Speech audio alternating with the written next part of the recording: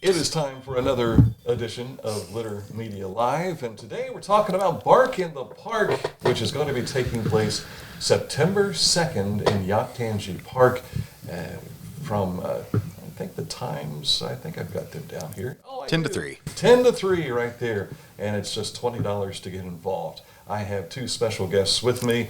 To my immediate left is Jenn Thomas, Executive Director of the Ross County Humane Society, and the board president. By elimination. By elimination. Perfect. By default. So, thanks for coming in to talk about this event. And if you like cars and if you like dogs, this is the perfect event for you. So we're going to talk more about that coming up right after this from our friends at Rathkamp Financial. At Rathkamp Financial, we believe in building client relationships for the long term, guiding you through the stages of wealth with a plan and bringing you closer to reaching your financial dreams. We believe in long-term relationships and working to earn your continued trust with our customized investment solutions. Just realized I forgot to turn my microphone on. So if you missed all that introduction, it's Jenn Thomas and Johnnie Johnson. She was asking me before we went on the live. She says, "Is this live?" And I said, "Of course it is. I'm completely professional, except I don't turn on my microphone all the time." So, Bark in the Park. It's coming up September 2nd, 10 a.m. to 3 p.m. in Yoctangee Park, right by the Pump House Center for the Arts. Right? Absolutely. Johnny, we were talking. This is number 6. It's number 6. We started in 2017. Don't you like how COVID kind of screwed everything up in regards to... It gave us a midterm break. Yeah, we were trying to remember when things happened, when they didn't, and we all just blamed COVID, I guess, in that respect. COVID was an interesting time for the Humane Society. There was a moment in time where you had no dogs. Yep, we sure did have no dogs, and now we're feeling the repercussions of that because we have so many dogs. It's a cycle. Everything goes through a cycle, and we're just in a not super awesome cycle right now, but you know what? It'll get better. Yeah. The reason for this event was to get the passion for cars, but also the passion for dogs together. And it's been a pretty good marriage, hasn't it? Yeah. We were looking for ways initially to host larger events to get more people involved. And Johnny is a huge truck person. He's like, let's have a car show. And so I think the first year we had 50 cars. It wasn't quite 100, I don't think, the first year. And it just has grown every single year. We get more people, we get more vendors, we get more exposure, and it's turned into something that, people look forward to our trophies, which, Johnny is notorious for overspending on, but he loves them. But the people love them because they're super nice trophies. And so, it just has kind of snowballed into something that, we've been able to continue doing, which doesn't always happen with a lot of events. So, the car guy, Johnny, we want to talk more about why a car show. And there are car shows, it seems, every weekend throughout the summer, from spring all the way into fall. This one, is it kind of like the last blast of the year? I think so. The Igniters is 2 weeks before ours. They're a big show in the park. There is probably some other national type shows, but as far as local, I think that is one of the latest in the season. Mm-hmm. And we've always just had a really good turnout. People that like cars seem to like dogs a lot. And for me, meshing the two is just the perfect It made sense, right? Yeah. Now, I know you didn't have the Central Center car show this year, but last year, 150 cars it looked like? Yes, and I don't think that's going to happen again now, too, because the girl that was in charge of that is no longer part of Butt Realty, so. Maybe we can help make that happen. Butt Realty is a huge supporter of the Humane for as long as I've been here. So, if there's somebody out there that wants to help us, help Mr. Butt get that car show back up and running, we're more than happy to entertain that. It's a lot. Putting these on, we were outside talking about, we were thinking about a group to help us judge because we don't have one right now. And there's just a lot of stuff people don't think about that, we've been planning that, working on this since January, February, March this year. So it's a big deal. In all reality, probably since last September. I mean, he starts telling me about stuff like as soon as the thing's over, and I'm like, listen, we're done with it. Like, come see me in January. Like, you got to give me a little bit of a break because we have another event after this, which is our other big event. And so when he starts talking about car stuff, I'm like, we got to get to Halloween, bro. Like, ask me to come back to me in January, and then we can talk about how much you can spend on trophies. So. And let's be honest, as a nonprofit, it's not easy. You've got enough to deal with there. Plus, take care of the animals. Yeah. And again, we used to, when I've been at the shelter for almost, it'll be 8 years in October. They did a lot of really small events, which it's not bad to do that, but like we would go to these events and I would have like 10 or 20 people show up, and it would take, 4 or 5 hours of my time, which again, I'm very grateful for any exposure that we get, but we're like, I need something that is going to be beneficial for us in a larger way so that we can focus on the dogs longer than focusing every Saturday or Sunday as, sitting like in the park. And it didn't make sense. It wasn't financially, or it wasn't a good use of my time. And so in doing this, like we can focus on it for one day. We have a whole like fundraising committee that helps put this together. And so it takes some pressure off of me because I get to reap the benefits of it, but I don't have to do a lot of the stuff other than write the checks for the expenses. How does this help your cause? So I think it helps in a couple of ways. Exposure is always, and I think a lot of people in Ross County, like they're very well aware of the shelter and the Humane Society, but I think that this attracts people who are not local to Chillicothe. So we have people that drive from other states that come here. Yeah. We had someone from Canada last year, and those people will come here, and even though maybe they're not our everyday donors, like they're supporting this, or they're remembering us when they want to adopt a dog and they live in New York or something like that. And so it's just getting our name out there, and in a way that it's not us saying, hey, we help dogs, give us money. It's something that's interactive for them too. Now, the reason I'm asking is you always have need for operating monies, whether it be donations for cleaning supplies, food, that sort of thing. But you also have the building campaign going along. Yes. And we need money for everything. Yes. But in order to survive and sustain for years to come, you need to get that building taken care of and get that out of the way. Yeah. How close are you? So I don't know if you've been to our facility recently, but it's not good. Like, we do a lot of really good things, and I say that every time we come. The building was built in the late 90s. It wasn't built to withstand what we've put it through, and it's saved tens of thousands of dogs and some cats back in the day. They actually have a meeting today with a contractor to, we're getting very close. We're still hovering around that. We need about $300,000. It's stalled out a little bit. Some of that's my fault for not marketing it properly, I think, but like it's going to happen. Like, we're going to make it happen regardless. And there's a lot of stuff that's happening behind the scenes that we aren't talking about. They're having meetings every single week with our architect, and it's about to start happening. It's going to happen really fast. So we're getting there. We've raised almost $2 million, which is in and of itself is like, I don't know if you remember 8 years ago when I would come in and I had no idea, what was going on in the dogs, and like, we're like, well, we might close in 2 months. We don't know. We had a boat, but it had a hole in it. Yeah, it had a lot of holes, and we were just putting Flex Seal on it, hoping for the best, and here we are. So we're in a much better place. We're much more stable. We're much more organized, and the people before us laid that kind of groundwork, and we kind of just took it and ran with it. So I say this every time I'm in front of you. If there's anybody that is interested in contributing to our capital campaign, it's a $2 million plus endeavor for us. The building is beautiful, but definitely modest.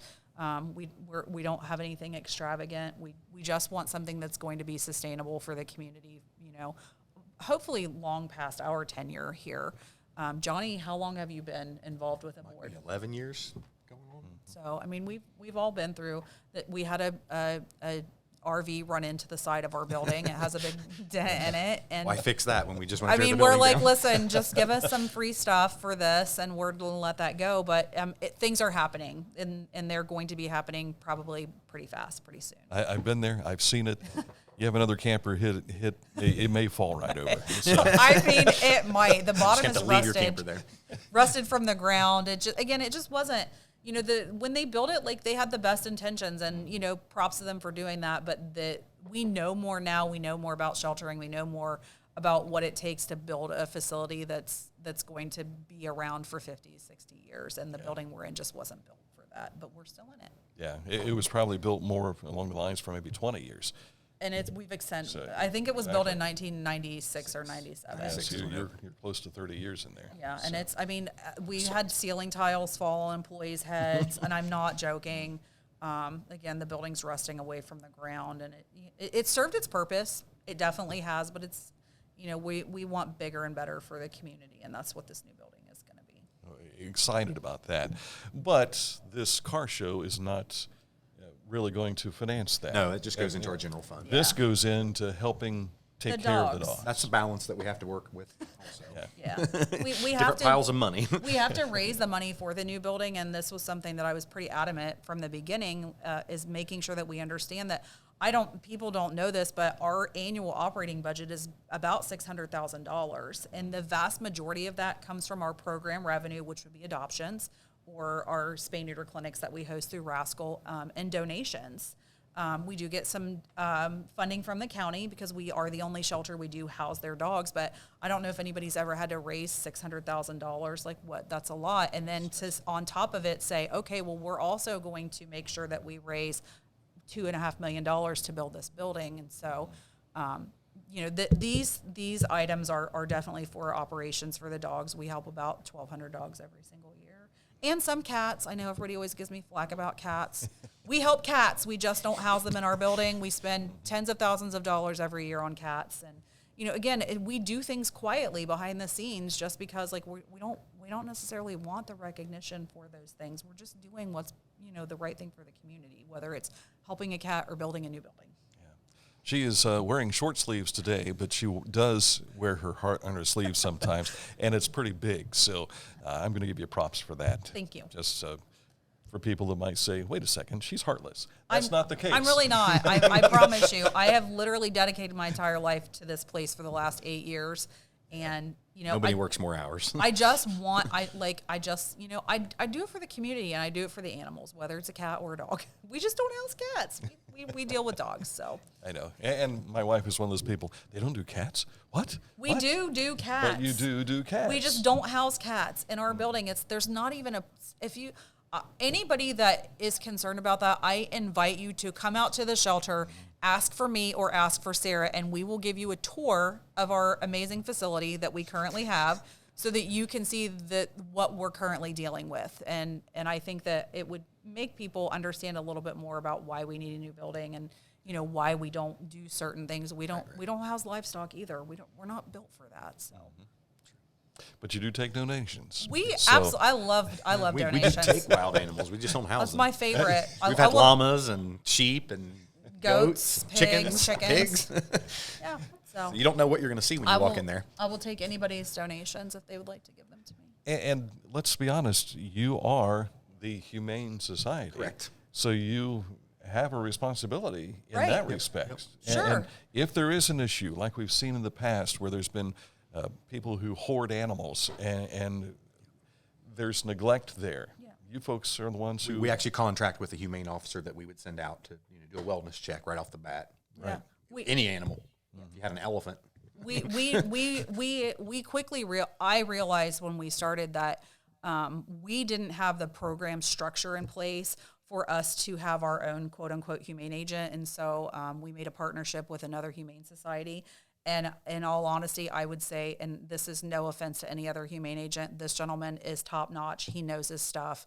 And he is the leader in humane law in I think Southern Ohio. And so we are very fortunate that we contract with them. It is Brad Adams with Fayette Regional Humane Society, and they come out on calls for livestock, for cats, for, you know, small animals. They've taken rabbits and guinea pigs and all those things from us. So we are very well aware of what we are capable of doing, and then we go outside to make partnerships with other people for the things that we, like Cats and Company, they help us with cats, or things like that. And so, it's a balance between, we can't solve everybody's problems. Like, we're only one organization.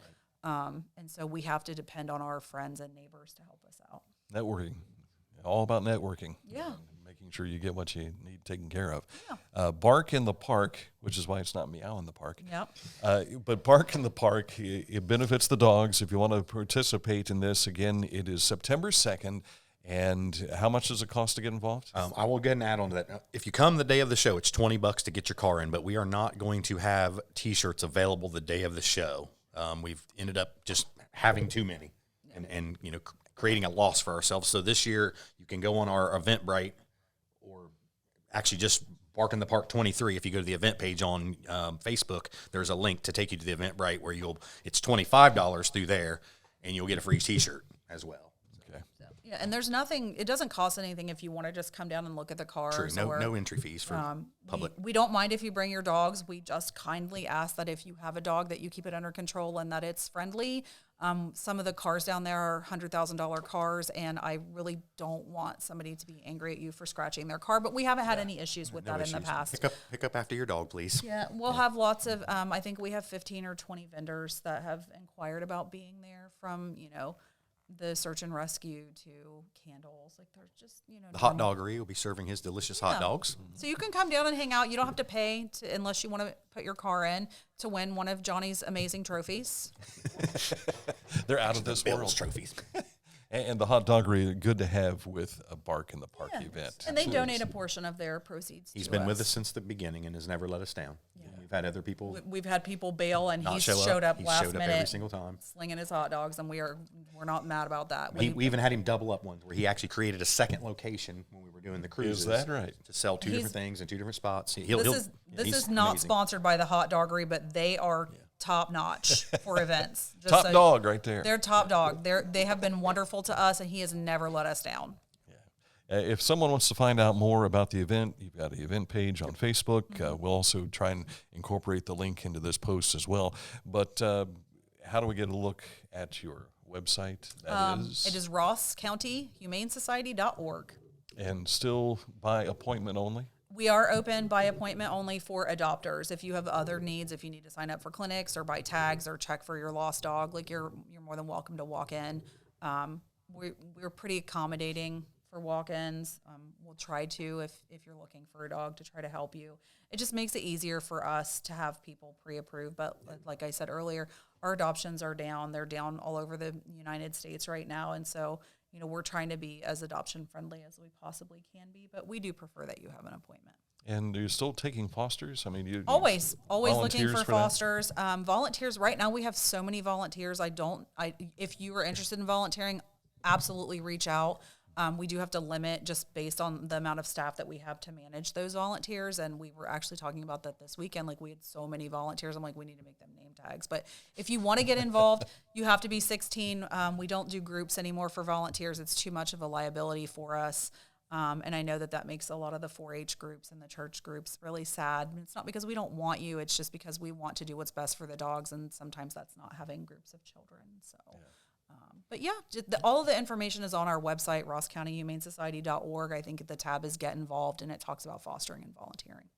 We're going to have you back in the week of the event, get an update to see if things changed or anything you've added, that sort of thing. Yeah. Maybe we'll have a mock-up of the trophy by then. If there is somebody out there that has an organization that would like to volunteer to do the judging, we are looking a minimum of 5 people, maximum of 10. If you have 10, it's going to make it a little bit easier, probably a little quicker, but... So if anyone wants to volunteer, get a hold of Jenn or send us a message. Yeah, sounds good. Thank you for coming in today. Appreciate it. Thanks for having us. Thank you for having us. Sure thing. Jenn Thomas, Johnnie Garage Johnson. I'm Dan Ramey. Thank you so much for watching. And, of course, Bark in the Park coming up on, let me just show you the poster again, if I can find it here. It seems like I have it like right there. There it is. Benefiting the Ross County Humane Society, and you won't want to miss it again in Yoctangee Park, right by the Pump House Center for the Arts. We'll talk to you soon with another edition of Litter Media Live.